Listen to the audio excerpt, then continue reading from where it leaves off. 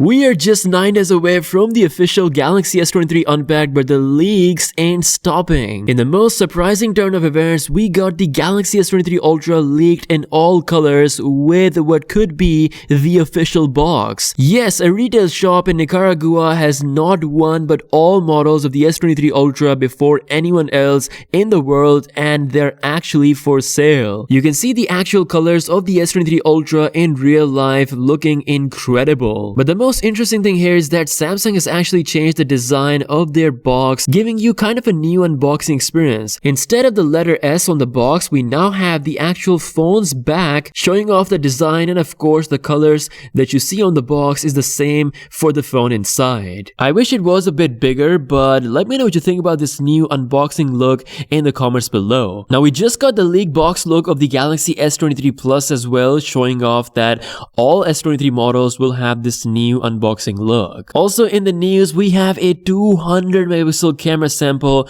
of the Galaxy S23 Ultra posted by Ice Universe, which was heavily cropped at 12 times, and yet it was fairly detailed. It's up for debate, but honestly, considering the massive crop, it's still retaining all the amazing detail. As much as I'm excited to use the 200 megapixel mode, it's definitely not going to be ideal for all the situations, which is why the new 50 megapixel mode is going to be perfect balance of detail and HDR. With that being said, the eyes are set on the battery life performance of the entire Galaxy S23 lineup, and judging from Samsung's press release article for the Galaxy S23 Unpacked tease, we may be looking at the most stable and premium Galaxy flagships of all time. I'm really looking forward to a promising battery life. Of course, Samsung sacrificed the 2000 nits display that they could have implemented on the S23 Ultra, but they decided to go for the 1750, perhaps for the better battery life. With Samsung and Qualcomm working together, and of course with One UI 5.1 coming right out the box, I have big hopes for the battery performance, but let me know what are your thoughts about that in the comments below. Lastly, the pricing rumors are still all over the place. A lot of people are asking